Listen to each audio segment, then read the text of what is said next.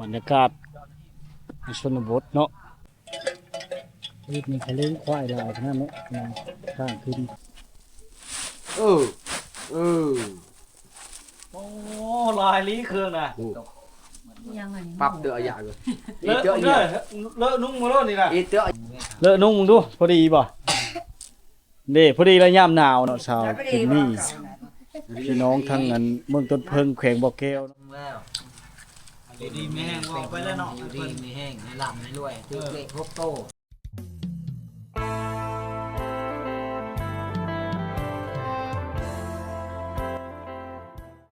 ครับทักทายสบายดีพี่น้องปองปายชูคูชูคนนะ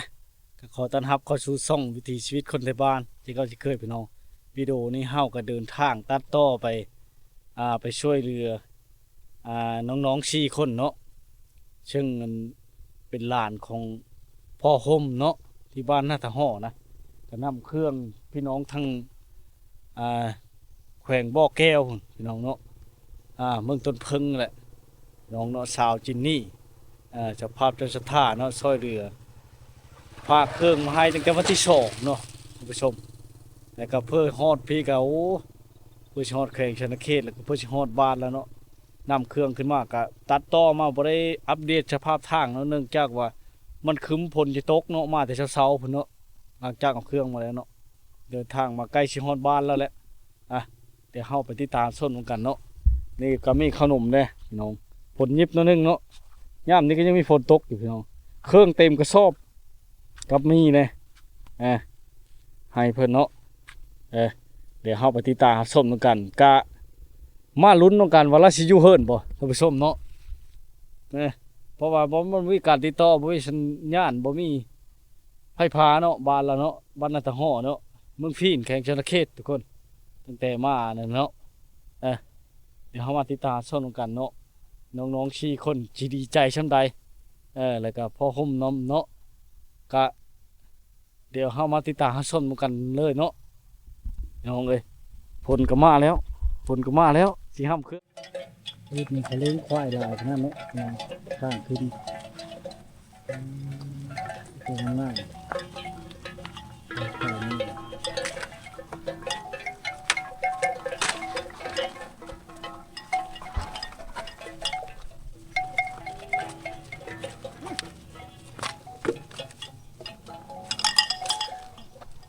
ได้ควายลายเลยเนาะมันไล่ลงมาแต่ผู้มันบ่ไปหาเห็นเลยไล่ลงเนาะแล้วไปเขาเรียก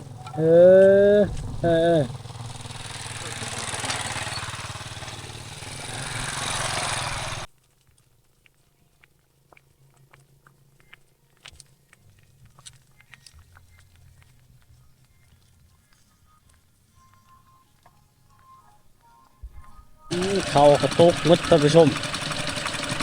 โอ้เต้เขาลงเนาะเป็นทางโอ้ชุดโหดวางทางเนาะ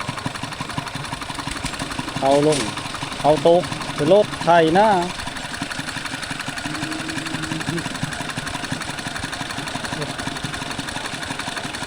ทางมันยากเนาะนี่แหละในชนบทเนาะ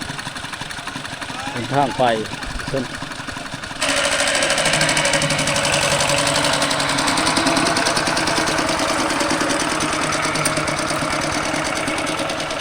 เขาจะตกเนาะ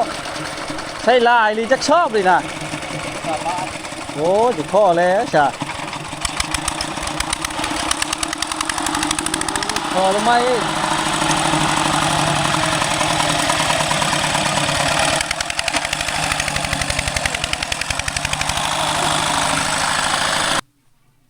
สบายดีนั่งสบายดีพ่อไม่ใช่ละสบายดีเพิ่นไหมพ่อห่มไปใช่จุน่าบ่โอ้ฝนก็ตกแล้ววันนี้เนาะเอาเครื่องมาให้นะอันพ่อไปนั่มเราได้บ่ได้ดอกไก่ชามโมงเดี๋ยวนี้ได้ไก่นี่แม่ไปนำก็ได้โดยไก่ออนเครื่องไปนั่มเราไปเตอร์อ้ายไปได้บ่ล่ะเขาช่วยเดี๋ยวไปโอ้ยเกือบกันเนาะ โอ้คน นี่เลยดำจับเปาะดำ พอดีฝนตกโลดไข่แต่ฮอดพอดี โอ้ยผมรับแล้วนี่เชยฝนก็น้ำลีโลเลยนะ คนตก ฝนตกเอาเครื่องมาให้พี่น้องภาคมาแต่แข่งบ่อแก้วพุ่นเลยมันก็เลยช้าเนี่ยพุ่นภาคมาตั้งวันที่2พุ่น มาทางเมืองพีนหรือมาทาง มาทางเมืองพีนคึมๆแล้วฝนตกมันมาฮอดทางแว่นี่เอาแล้วยิบเลยเช็ดว่ะมีแต่ชุดกันฝนชื่อปกตามันสิหุ้มบ่เครื่องว่ะโอ้ยเข้าเดาเลยนะ เราบ่อยู่เลยว่ะเราบ่อยู่ในโนอนเลยกาว่ะเราบ่อยู่รถอยู่หน้าคักๆเราไปเลี้ยงงัวแล้ว มีท่านแล้วเขา จองกับบ่มีใช่บ่ล่ะบ่ได้เอาจองมานี่กะ คนใหม่ โอ้ยฝนตกเนาะแต่ก็บาบเนาะบ้านนี่ใกล้บ่หน้าแล้วนี่ ไก่ ฮะ ไก่ไก่ บ่ล่ะ ไก่ได้ไก่ไก่ ฮะไกลบ่ขึ้นไปนี่นะจุน้องๆ2คนนี่ล่ะบ่น้อง2คนนี่ นี่น่า อยู่หน้าบ่เขาไปหน้าบ่ โอ อื เค มไปแล้วเฮ้ยเราพุเลยเด้อง่วนรับจ้างเลี้ยงน่ะให้เราเข้ามาเลยคำซำนี้แหละเด้อบ้าวสิท่าอยู่เฮิดนี่เด้อโอ้พี่น้องไอ้เนาะมากเราบ่อยู่อาศัยน้องๆเขานี่แหละไปนำอีกแล้วว่าสิให้น้องๆเขายันเขาบ่เข้าใจนะท่านผู้ชมนะเนาะว่าฮอดกับฝนตกเนาะทุกคนโอ้ควายในบ้านเขาเจ้านี่หลายดีเนาะ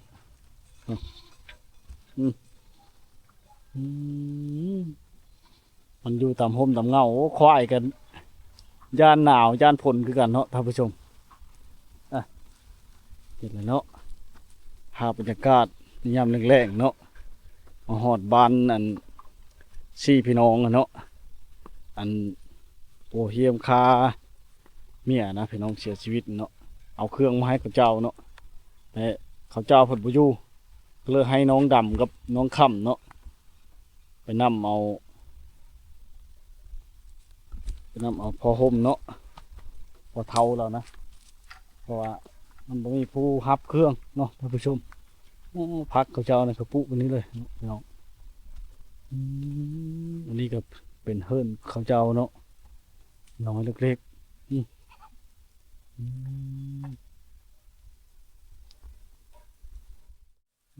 ควายมันอยู่ตามห่มเนาะปบพ่นคือกันเพราะว่าในฤดูนี้มันก็ฮอดฤดูหนาวแล้วแต่พ่นตกห้ามเข้าเนาะท่านผู้ชมเฮ็ดให้มันก็รีคือกันพูเคาะควายนี่ป้อดังคักเลยปงเปลงพี่น้องเลยเนาะบรรยากาศยามนี้เขาเจ้าชดหลายไปให้ไปหน้าฤดูการเก็บเกี่ยวเข้าหน้าปีเนาะท่านผู้ชมนี่แหละอยู่บ้านนอกคอกหน้าอยู่ชนบทเท่านี้ยังมีแต่เชเคาะควายท่านผู้ชมเนาะควายเขาเจ้าหลายเลยเอาเลี้ยงในบ้านเนาะบ่มีการพุเลยค่ำๆกันเขาจะพุกันเนาะดังคักเลยนำไปเลยน้องเอ้ยฝนกระทบอยู่เนาะย่อยอยู่นี่แหละก็ยุ่งยากนะพี่น้องเนาะการที่ได้เป็นสายบุญมากก็เห็นเขาเจ้าเนาะให้ชมบรรยากาศภายในบ้านทาเนาะนี่แหละเขตชนบทมีแต่งัวควายบนทางกับฝนตกมันนี่เห็นนั้นยุ่งยากเด้ เอากับมาติตาส้มมาลุ้นกันเนาะท่านผู้ชมเนาะลาบฝนตกไปตรงน้ำถึงหางลิ้นเนาะได้ประโยชน์ได้ทุกคนเนาะถ้าได้กับผู้เนาะเฮ็ดพิจารณาเก็บผู้บ่เก็บผู้เขมะเนาะได้ช่างกินมื้อแรกนี่ ได้กินยังกินไปลูกไม้ หน่อไม้ยังมีหน่อไม้อยู่นี่เนาะ ยัง โอ้ยมาฮอดกับฝนตกเนาะฝนตกห้ามเข้าเขาเลย เอาแล้ว โอ้บรรยากาศชนบทพี่น้องเนาะมันจะเชียงกันมากระแลงควายกระแลงงูนี่แหละเชี่ยวๆอยู่ ภาพบรรยากาศในชนบทอืม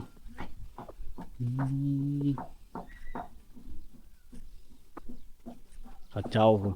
เด็กๆเขาลินอย่างเนาะลินอย่างต่างมันบ่มีโทรศัพท์บ่มีสัญญาณเลยบ้านก็ลินไปแบบนี้อีกแบบพี่น้องมีความสุขไปแบบเนาะ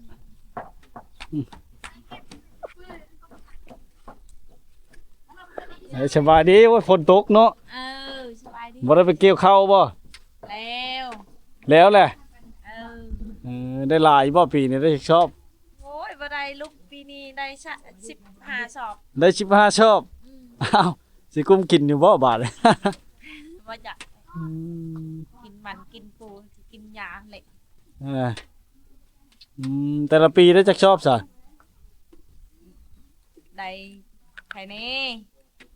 ปีนี้รูปเนาะ ลูกปีนี้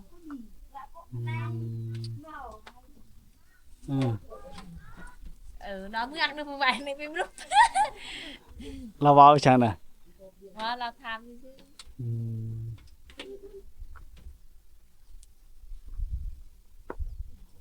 มันก็เจาะยางแค่ อ๋อเขาพักกับลิ้นพี่จังอันนี้ลิ้นย่างอ๋อมันฝนตกเนาะลิ้นอยู่ไหนพี่บาดนี่นี่แหละคือว่าแต่สมัยตะกี้เขาเจ้านี่ลิ้นย่างพี่น้องเนาะมาหมู่บ้านในปัจจุบันนี่ก็ยังลิ้นย่างอยู่เนาะโดยการใส่เกิบดึกเนาะข้าพเจ้าก็เคยลิ้นเนาะในอดีตตะกี้เนาะ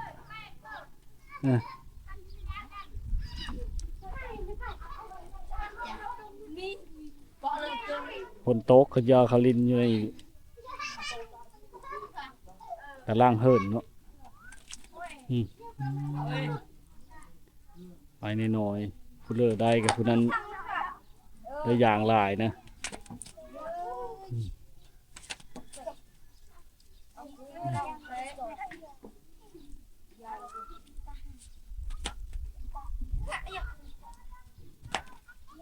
โอ้เพื่อสิได้เนาะบรรยากาศกับฝนตกช้ำมากอะพาโบเอิมหน่วยพี่น้องพาฝนบุญยุ่นพาฝนโบเอิมหน่วยเนาะเอาเครื่องมามอบให้กับเจ้าเนาะอันเด็กกับพ่อไอ้4 คนเนาะน้องดำน้องค่ำแล้วก็อีน้องอีสังเด้2 คนเราบ่ชื่อพี่น้องชื่อจำบ่ได้เนาะก็เลยรอท่าซะก่อนพี่น้องเลยสบายดี เล่นมาแต่หน้า ว่าสบายดีกะ ไปดิ เป็นไรอันนั้นได้ใช่ ไหน เขาน้องดำเขาค่ำได้ใช่ เล่นมาลังพอเล่นมาก่อนยันบน ฝนตกพุแล้วหรือบ่งูนะ ผูกปะล่ะหมด10โต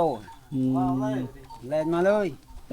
เขายังบ่ทันหอดครับ มากับบ่มีผู้จับนั่นกองเนาะอย่าหาเจ้าเอากระเป๋าและเป๋าเครื่องนี่ขึ้นถึงพุ่นแล้วฝนตกนี่ได้บ่ ได้เป็นยัง ได้ฉากขมั่งเลยคนขึ้นถึงแล้ว ว่าสิหาหมู่มานำพัดมันการแน่นี่ก็บ่มีไผเลยก็เลยมาผู้เดียว เขาไปเฮ็ดเวียกหมด เขาเฮ็ดไปมื้อหน้าเล่นน้ำกับบ่ทันเขาผูกงัวตัวเองก็เล่นมาเลยพอจะ บ่แล้วให้เขานั่งดำนั่งค่ำแล้วเอาไปนำเอาบ่ฮู้ เข้ามาก่อน ว่าสิไปว่าบ่ไปก็ย่าว่าฝนตกก็เลยว่าอยู่ซิเจ้าของก็ได้ ให้ไปน้ำกว่าคันเข้ามาน้ำไว้ได้กว่าเลยคนยากกว่า ใครแต่หน้าบ่ไกลไปเลยเนาะฮอดบ่กิโลนี่ติไป ความหอมมันก็หน้าลูก เออ คนปากกระบาดนี่ก็ยังบ่ยิน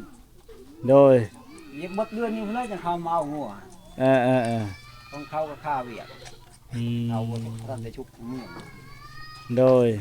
เอาเกี่ยวบ่ทันแล้ว พอดีเขาฮู้ข้าวเขาก็มาเบิ่งจะเชี่ยวอยู่นี่คนแถวบ้านกะ เขา คนบ้าน ฮู้จักเขาอยู่เด้เขาเคยมาอยู่เคยเลยมาถามเอาเครื่องมาช่วยแล้วว่ะพี่น้องฝากมาให้ แห้งแล้วบ่คลองใต้คลองหิวเขา ไว้น้ำท่วมจักได้ชุดจน4ชุดเลย ยังพอได้เกี่ยวอยู่พอจะบ่ได้เกี่ยวหรือบ่น่ะ พอได้เล่มเห็นได้มาทันได้กบเลยเขาเม็ดโตตึงเม็ดโตลี่ มันเป็นแบบเกี่ยวเอาลูกมันชื่อบ่มันตัวเก่าตายไปแล้วเนาะ แม่มันบ่ได้เลยเล่มมาลูกมันนั่นแหละ โดย จะบ่เล่มใจปะให้ ก็เลยยากแล้วบัดนี้เนาะ ผ้าเมียแลนผ้าล้านแลน เอ้ยผมมุดคลิป ว่าทุกข์นี่ตายแล้วไปใหญ่ไว้แล้วเนาะอยู่นี่ให้แน่เข้าไปหาเงินพอได้ชื่อเขาโลกนี่ ออก โดย ใช่เคยกับพอดีเดียวนี่แห้งก็บ่ถึงมีแต่พวกทุกข์เคย แล้วสบายดี นั่ง สบายดี ยืนนี่เลย เนี่ยกระเฒ่าแม่โลก นั่งลง มาพี่เริ่มใช้บ่ลงหน่อยอยู่นี่เข้ามาเข้าไปใหญ่พี่ มาเมื่อแจ้งเนาะก็ เดือนเดียว mẹ cha cào ở tham điều lươn ấp ra chuột nổ อยู่พี่มาอยู่ที่นี่ แล้วไปยังนั่งค่ำน่ะ lươn chảnh เป่าเกิบรุด tham nó tham ข้างหน้า ảo làm chuyện nó tham หลังออกมา kẻ châu lửa tham ลงมาพี่ เราพ่อเห็นหุ่งจนเราเป็นได้ดีแล้วบ่ทั้งหัวต่ำนั่นน่ะ นั่งไงอยู่นี่ ดีประคักบ่ เป็น này ตุ่ม này mẹ khăn เห็นไหม แจ้งครับ ở tay cây này ช่วงนี้บาทหมดหัวหางบ่มีเงินจากซื้อยาใช้ยา ได้ กับ เบิ่ง เพ นี่แล้วในคลิปเป็น ยังเป็นอะไรเนาะ ไปหาเขาก็ไปบ่ได้เห็นเลยฮอดเงินจากใส่รถได้มูลพอมูลแม่พี่ มันออกว่า บ่ได้แป้งเลยมีเงินแป้ง ออกดอกจับเลยเจ้าไป ออก ร้านจ่ายดอก ซอยแน่พอได้รถอีกคืน มันก็ได้ต้องจะระจับ รถก็ใต้พอรถ มันก็ได้ดอกมันก็เข้ากูโทรศัพท์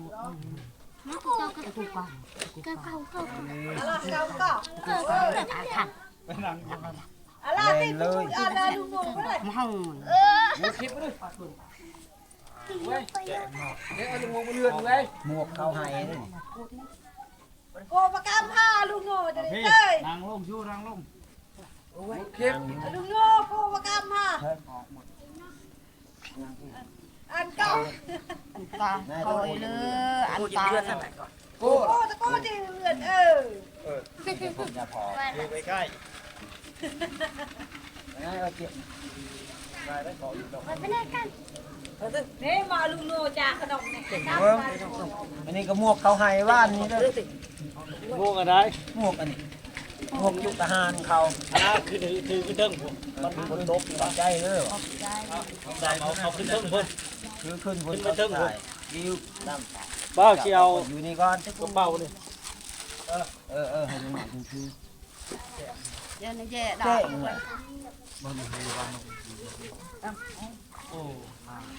มันปิดแล้วปิดครับยังไม่ได้ใครมาแล้วกัน โดย เบิ่งได้ว่าเครื่องนุ่งเขาเอา ถูกแล้วช่วย เครื่องนุ่งเขา นี่ก็ ชุดน้อยๆแล้ว เขาให้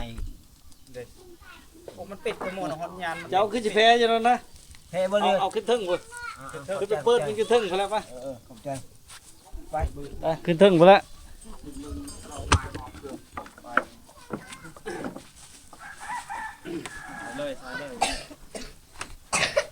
เอ้าบ่สบายอยู่บ่อันนั่งค่ำนี่เนาะเป็นไอ ปะหน้า พลตกห้ำพอกมากอะโอ้ยบาด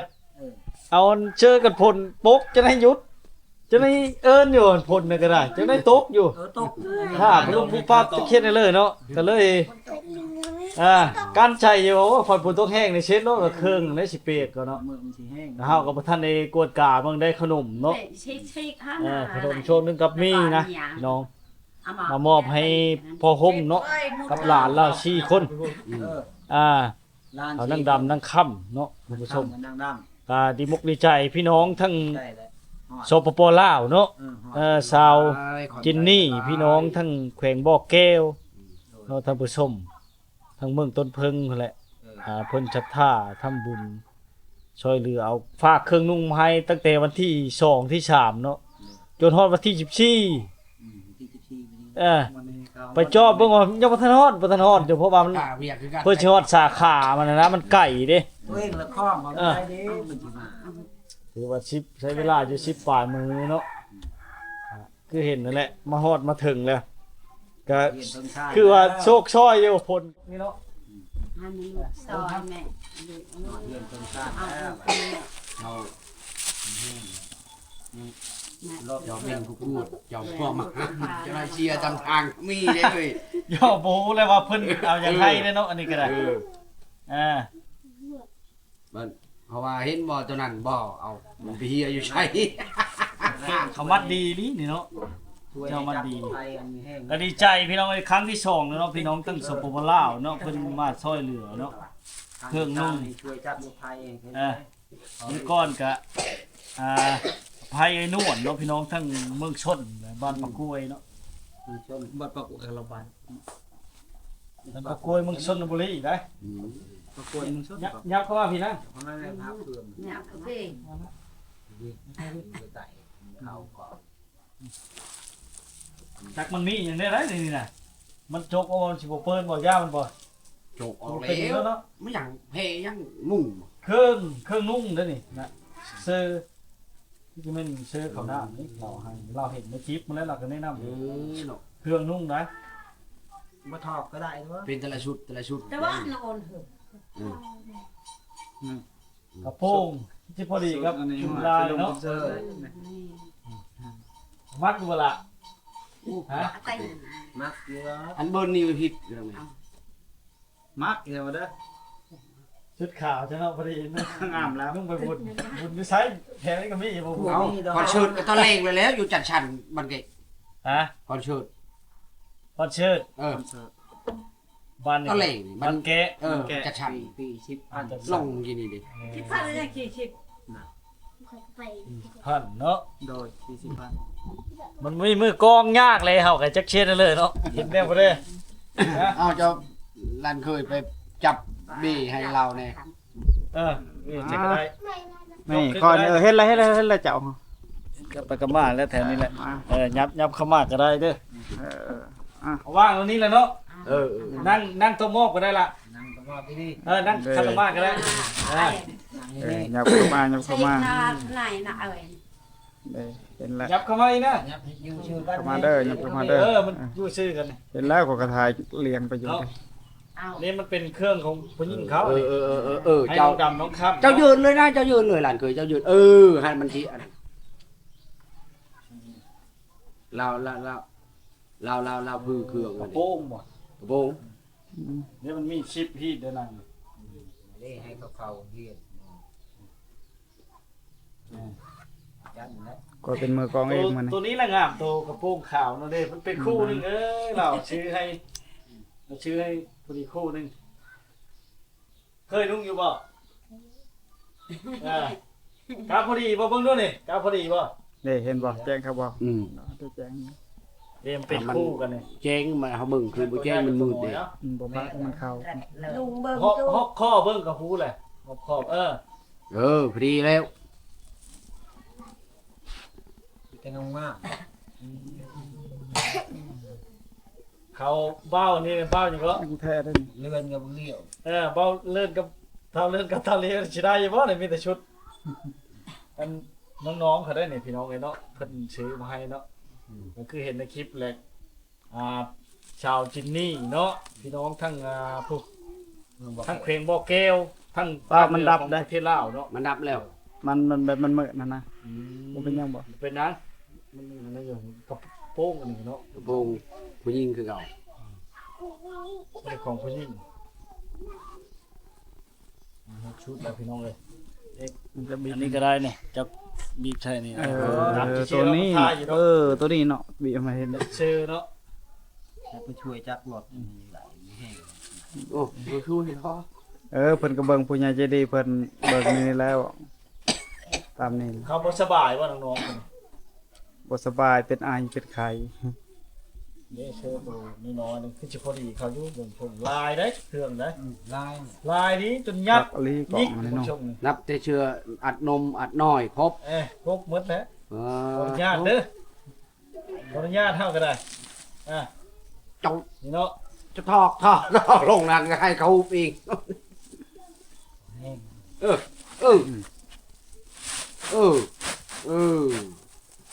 โอ้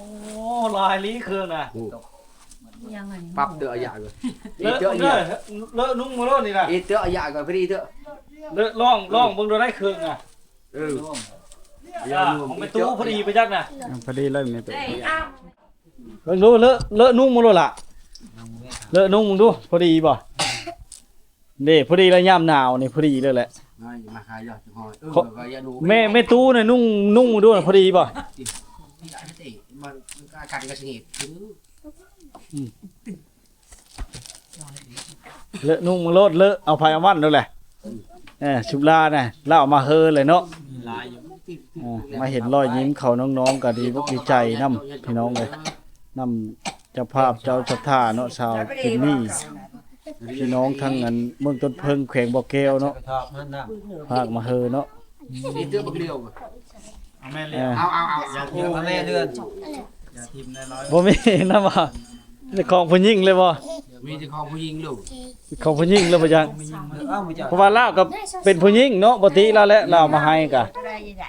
มีแต่ของนั่งดำก็นั่งค่ำเลยบ่น่ะ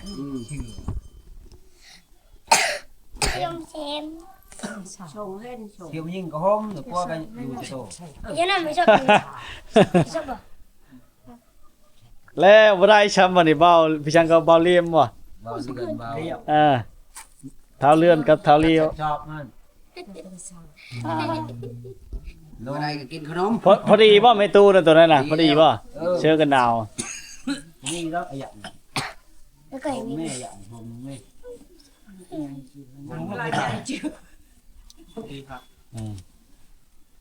อยากเห็นชอบมัน ยักษ์ชอบเด้อ ระดับ4-50ตู้พุ่นเนาะ ลายเติบ หลายได้หลายอีหลีนี่เออ ลูกก็ชอบเก้หนังชง ชงบัดเราเป็นสาวแล้วจึงนุ่งได้ พอดีแล้วน่ะ ไหนดำอาคำกันนะดำกันนะเอ็น อาดำก็ค่ำนุ่งได้นะคนช้ำดีเนาะ แม่ใช่ก็ชอบ ที่ไว้บาดเลย กินเงินแม่ เอ ใช่ก็ชอบ เตะมักหลายๆเนาะท่านผู้ชมมาเห็นก็ได้ โอ้ได้ฮะ50พื้นผม ไม่นุ่งแล้วคือเก้าแล้วบ้านแกก็สิไปนี่เลยคอนเสิร์ตกันไปบ้านไก่ๆเนาะเนาะ จะได้ใหญ่ค่อยนุ่ง ลักก็คือซื้อเครื่องของผู้หญิงเนาะพี่น้องเนื่องจากผู้ฟากมันเป็นผู้หญิงเนาะก็ดีบกดีใจน้ำเพิ่นมาเห็นกับพี่น้องเลย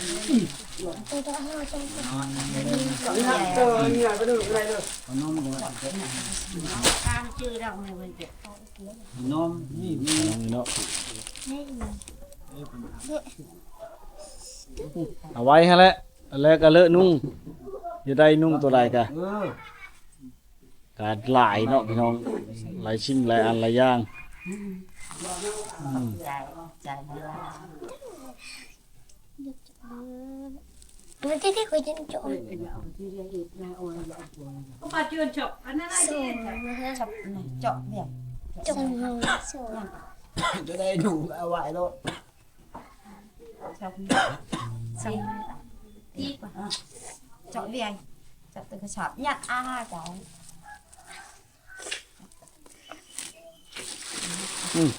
ลาวผัดจีบจบเจอเนาะมาใส่มันก็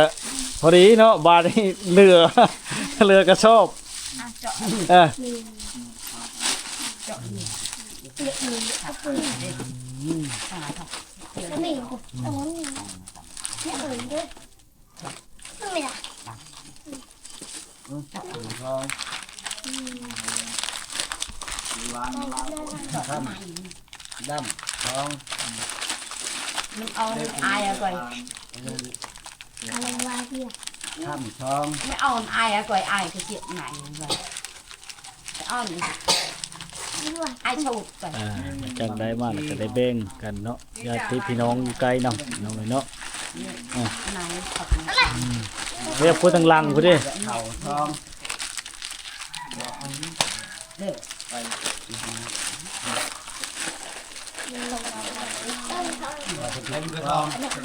ก็ดีใจนำเนาะพี่น้อง ใครเนี่ยอยู่ทางนี้ บ้าน ผู้ทองทอง ไม่ทำไม่ นั่นมีแล้วเรือแบบนี้ใครเนี่ย มาเลย หมดแล้วว่า เขาใจตะกรับมัน เด้ผู้ทางหลังเด้ ได้ จะไป สีทอง อะไร งานอาชีงานอาชีอาชีเลย จะดึงตื่นอีก ยอดบักเลียว ให้แล้ว ไหน อาชีไม่ทำเอาแล้ว ชื่อแม่เอาเลย เชื่อหายขวาชั่ว โคนหูให้จีเจ้าก็ให้ช่องผู้ช่องมาคู่แล้วใครเด้งให้มันช่อง หมาเป็นรวยมาถามมาเป็นคืนในป่าและไอ้ คอยเอ็ก แต่เดือด ให้กินทำยังไง ที่ แต่ คือแบบอันนี้อันนี้ หกโต นี่แหละมาฮอดมาถึงเนาะพี่น้องเนาะ ข่าว ให้ยังไง ข่าวพอ นี่คือกินเองนะ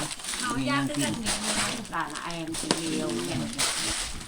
เดจินั่นเด้พ่อจิต้นสกอตนี่เด้สกอตติด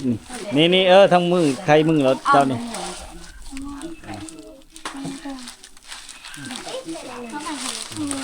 เขาจะมาฮอดแล้วก็ให้เขาแล้วแต่เขาห่มเพิ่นเนาะก็คือว่าลูกหลานก็ดีใจเนาะได้เพิ่นก็ยายกันน้องนี่แหละ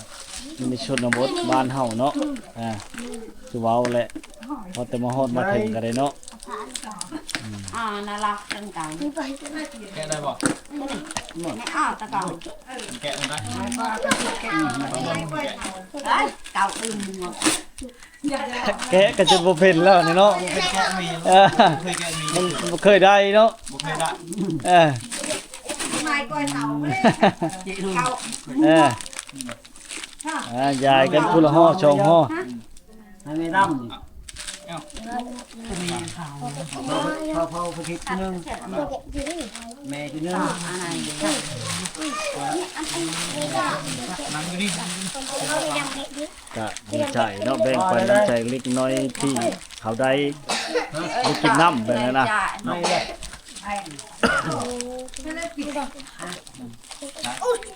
ใช่น่ะ ไอ้บ่อาจีเหรออาจีเอ้าคนละ ย่างเติมมา ปืนเตะ ตามครับ โอ้ยเราเอาไปเอาทำไมอันนี้จ่าแต่ไง เราบ่มีแฟนหาให้ไปกินอยู่หน้าพุ่นละเกี่ยวข้าวเด้มีข้าว จะนั่นเล่มข้าวผลผมนี่ได้ยาให้ผู้อื่นเบิดเตงบ่ได้กิน ขอบใจ ขอบใจคุณยายใจดีคุณแม่ วันนี้อยากให้ทุกเจ้าพูดได้เครื่องนะอวยพรอวยใส่ให้พรแกชาวจินนี่เนาะพี่น้องทั้งแขวงบ่อแก้วสปปลาว ขอบใจ เจ้า เพิ่น ภาพเจ้าจะท่าเพิ่นเนาะอวยใส่ให้พรเพิ่น เอาเครื่องเอายัง จอดเทิงแล้ว ดีๆแม่งบอกไปแล้วเนาะ อยู่ดีมีแห้งให้ลำให้รวยถือเกล็ด6โตขึ้นมา โดย มันให้ยืนต่อไป สุขภาพเข้มแข็งเหมือน เอง มาสุข มาหอดจอดเทิงเลยไหลหอดเทือนหอดชาติเทือนทั้งชาตินี่แหละเป็นหน่อยกินขนมนี่แหละ ก็ดีใจแห้งเนาะมากให้ยายกันเลยพี่น้องเอ้ย ดีใจ ให้ เออ ดีใจนะ ใจแห้ง ขอบใจเลยมาให้ดุให้มาจอบดุเนี่ยถึงลาน ลูกคุณขานาคำขอยให้ลูกเลี้ยงนำแม่ซอยแม่เท่านี่ ต่อไป คนบาป จอดเทิงเป็นมาเอง ทุกสิ่งทุกอย่างเดียวแม่นี่ ขี่รถมีโผมาแหลมมันไปทางในแล้วมีเพื่อนนี่แล้ว คันแล้วเข้าแล้วน้ำแล้วเวียกแล้วถือว่าอยู่เฮิรนเนาะ อยู่เพื่อนเลยไม่ได้เจ็บไม่ได้ไข่แล้ว โดยอันนี้ก็ในน้ำเป็นสะพานบุ่มในนอกก็มาฮอดมาถึงแล้วพี่น้องก็ดีมกดีใจน้ำเพิ่นเนาะเฮ็ดได้เห็นรอยยิ้มได้ความสุขเล็กๆน้อยๆเนาะก็ถือว่าแหละมื้อนี้ก็พ้นจะสภาพธรรมชาติก็เบิ่อำนวยเฮ็ดให้ฝนตกห้ำเนาะใครจะมันตกบ่แห้งเพิ่นแต่มาฮอดเทิดลากกับฝนมันแห้งเนาะเลยให้น้องดำน้องค่ำเพิ่นไปนำพอห่มเนาะผู้ใหญ่เพิ่นอยู่หน้านะคันสิให้เขาฮับน้องๆเขาก็สิเว้าบ่เป็นคนเด้เว้าและการศึกษาก็ยุ่งยากเด้ในบ้านนี่ก็สัญญาณก็บ่มีเนาะโทรศัพท์ก็ได้ใช้ได้แต่ตั้งโต๊ะเนาะ โดย แล้วก็ว่าอะไรในเฮือนเราเพิ่นมันบ่มีเนาะจะได้จักหน่วยหนึงพอได้ติดเฮือนเนาะตั้งโตะก็2เชน3เชนพุ่นเนาะ คุณละ ทุนแล้ว2เชน3เชนปลายพุ่นแล้วอีกอย่างก็พอได้การติดต่อแล้วว่าไปหันมานี่เนาะแล้วก็ โทรหากันอยู่แล้ว รถคันนี้ก็คือว่าแล้วมารยาทคนลาวเฮาเนาะมาก็นั่งมอบตอบขาก็พยายามสอนเพิ่นอยู่นี่ก็พี่น้องเอ้ย น้องๆนุ่งกันเลยเนาะ บ่เป็น ยังบ่เป็นปานใดคือว่าเลยเนาะเครื่องกระเป๋าบักใหญ่เนาะเป็นไส้เพิ่นจะหมดเนาะหลังจากเทาะออกมาแล้วนะพี่น้องพักหลังก็เครื่องน้อง ใส่ไปใส่มาเรือไป ๆน้องๆชาวค่ำชาวดำเนาะสองพี่น้องเลยเนาะคือสิดีใจแห้งอันยิ้ม ใจแห้งออกใจละลาย พี่น้องเลยในเลิกกะทางกินขนมไปนำเนาะแล้วก็ขอแนะนำสะพานบุญนะก็ขอไปใส่ไปพรแก่สาวจินนี่เนาะเจ้าภาพเจ้าจับท่าพี่น้องทั้ง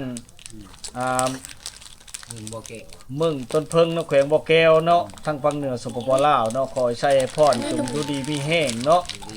ความเจ็บจะคือใดความใครจะชมีเด้อให้ได้แต่ความสุขและความเจริญเนาะเอามาให้ช่ำนี้ทำบุญในครั้งนี้ก็ขอให้มั่งมีได้100 เท่าพันเท่าล้านเท่าเจ็ดเท่าเนาะอายุมันขวัญยืนพี่น้องเลยขอให้เฮงๆปังๆตลอดปีตลอดกาลเนาะขอให้โชคใหญ่เข้าโชคใหญ่มหาศาลถ้าเจ้ามีกิจการงานก็อย่าตำลงให้สูงลิ้วเนาะให้เป็นคิวเป็นคันอย่ามีวันได้ต้อยต่ำถ้าเจ้ามีการมีงานทำก็ให้ได้ยศเลื่อนสันทวีขึ้นอยู่บ่อเศร้าโชคใหญ่เขาจงมีแต่ความสุขอันตรายภัยทุกข์อย่าเบียดเบียนตนเจ้าเนาะคอยเงินค่ำไหลเข้าไหลมาห่มขึ้นน้ำแกงให้ได้นั่งนับแต่แบงแรงเสานับบ่ไหวเนาะอมอุอะมุมะมุนมาเด้อในเลิกกับเงินค่ำแก้วเนาะอย่าได้คาดเกินทงให้ห่มใส่ดังค่ำในเบาเนาะเงินไหลเข้าเต็มกระเป๋าอึ้งตึงโลกจะมีขียพานนอม่านอย่าเห็นเย็นอย่าเคาะอย่าเกาะเคาะอย่าไกลให้ใครคาทางเหินแม้ถ้าลูกย่างเงินแม้จะเดินโดนดังไปทางใดสวัสดีมีไส้ยามีไผ่มาขวางกันเด้อสาวจินนี่เนาะอายุยืนยาวมันพันปีไรล่าเด้อไปทั้งเลิกก็มีแต่คนซาเกียรติกองคนยองก้าวขานให้จะมีคนนักคนแพงเนาะอายุวันโน้ทุกขังพลังมันยืนเนาะเลิกกะร่ำรวยเฮงๆตลอดไปเด้อสุขกายสุขใจเนาะอยู่กะขอมีชัยไปก็ขอให้มีโชคเด้อสาวจินนี่ผู้สภาพเจ้าจะถ่านเนาะกินบกจุกบ่ลงจะนี้ต่อไปเฮงๆปังๆแล้วกันเด้อบุญคำน้ำสู้เนาะเดี๋ยวเลิกก็จะได้ปิดคลิปเพียงเท่านี้เนาะพี่น้องเลยเดี๋ยวมื้อหน้าจังว่ากันไม่เนาะกันดีมุกดีใจได้ขนมมาฝากน้องๆเพิ่นนำเนาะแล้วก็เครื่องนุ่งของคือเนาะมีแน่พอได้กินต่างเข้าไปนำได้พี่น้องเนาะคือว่าแหละเข้าก็มันก็อึดแน่เฮิ่นเขาเจ้าก็บางครั้งบางคราวก็ยามบ่มีก็ต้องได้ไปหายืมหากู้เฮิ่นพี่น้องมาไว้ก่อนเพื่อชามชาหาได้ประเทศเขาเนาะอันยักษ์ตามพ่อห่มนอนเลี้ยงงัวนะฮอดเดินได้จังวิทย์อันสองล้าน ตาบ่มีโทรศัพท์อีโหเลยลูก เดือนหนึ่งพุ่นบ่ ออกเดือนนึงพุ่นแหละ เขาแล้วน้ำพุ่นเนาะ คนจนเขามาลงมาพี่แล้ว แล้วมอบให้เขาขึ้นนั่นเลี้ยงงัวเนาะ ปลาบุญห้อง เขามาเอา ว่าเดินคุ้มจะบ่คุ้มแลตั้งแต่เดือน6พุ่นเนาะเริ่มจับงัวเริ่มเขาเฮ็ดหน้า เดือน เนาะ 5 แต่เดือน5เดือน6 ได้ลูกบ่พักบ่อยู่เลยอัน จะ นั้น มาเลี้ยง ปะ จะกินข้าวโลกแล้ว แม่ปลูกเกอันไปก็ไปคุณเจ้านี่เฮาปลูกเฮาไปเมือง จะป แต่ ล่อย ว่าเป็น มัน เมื ไป อง โล เล ก ย ลักมือผูก อันนี้หลักเมืองกินข้าวอยู่ทานคือแต่ ปรับไม้ ใช่ แล้ว ไม่ ก็ ได้ กินแบบทาน ให้หมู เขามากินข้าวนั่นก็ได้ใช้บ่น่ะ ใช่เลย ใส่เชียร์แล้วไม่ใช่ เชียร์ก็ใช้โอ้ก็บ่คุ้มแล้วนะใช่เนาะเฮ็ดได้ครับมันเป็น แม่ เนาะ ทุกจริงทุกอย่างเลยใช้แล้วไม่ได้ไป ทุกเลย นี่หาแกงกินแล้วบ่มี เลี้ยงงัวก็ยากเลยครับเป็นอย่างนั้นใช่เนาะ มียานเชียร์เครื่องหมู ยามันเสียของเขาเนาะลำบากเลย ลำบาก เสียก็ ยา เป็นหนี้เข้าเลยเลย ไปอยู่ใส่ก็บ่มี โดย ลูกเจิ้งจะบ่เลี้ยง บ่ให้น้อยมกน้อยใจเด้อเท้าไปชังก็ช่องคนนี่ล่ะ เลื่อนมาเรียบ เท้าเลื่อนเท้าเลี้ยวเนี่ยบ่ได้เครื่องได้แต่ช่อง ขอบใจข น้ อ อบ ง ใจ เขาน้องนึกเจ้าอ่ะ อาย เล่าเก่าเครื่องแล้วมาเฮือนะที่เป็นเครื่องลาบแต่ยัง ขอบ น้อย ใจ ถึง ห แล้ว ลาย ให้ช่อง ได้ สา ข้าว วนมกินเล่าหลาย ย้อนความมีดุงทนจงชาญเพื่อนมนุษย์ด้วยกันนี่แหละคือเห็นนั่นแหละเนาะมันก็ไกลที่ตรงเมืองเฮ็ดมันก็ยากได้บ้านเฮานี่ พออายเอ้ยเบาเบิ่งเลือดแลกเฮาอันใหญ่ได้ จนบ่ได้เข้าห้องเฮงเนาะ เฮาไอ้แป้งชมแป้งรถไทยนี่ตายแล้วเราบ่มีก็นำกินแล้ว จอดกระดึงอยู่แล้วรถไถเนาะมันพี่เลยเนาะ ก็บ่มีแป้งลูกเอ้ย บ่มีเงิน จุก แปลง อันนี่ไม่ให้ไปเฮ็ดงานหมู่แล้วบ่ยังบ่เป็นงานหนัก โอ้ยังบ่เป็นดอกเขาบ่แม่นอีก2ปีเพิ่น อ่ะ ต้อง นี่ รับ ก็ทุกอันนี้ ว่าถึงมันแท้ก็18ปีพุ่นแล้วเนาะ นี่ นี่หักก็11 12ปี นี่ก็เอื่อยนี่ก็นั่ง ช่วงนี้ สิไปไก่และย่า มันบ่ช่วงบ่สบายได้เบิ่งได้แข่งผลแข่งหยังนะ อืม แถวบ้านก็หลายคนได้ไข้หวัดนี่แหละนำสภาพอากาศมันเริ่มหนาวมาเด้เฮาปรับตัวประทงประทันเด้เขานั่งดำนั่งค่ำนี่ก็ได้ ลูกเอ้ยชื่อให้ตันต่อได้ คำมันได้หนนาพุ่นแหล้วเนาะ ได้เอาเบอร์ลูกก็บ่มีเขียนให้แม่ได้ลูก มันบ่มีโทรศัพท์นี่เนาะเฮ็ดได้เนาะเออ ลูกเจ้าเขียนให้เบอร์เจ้า ได้อยู่ดอก ไม่ เบอร์โทรเฮาน่ะสิ เฮากินเบอร์ไว้อย่าไว้โทรเกี่ยวกับเม็ดเนาะ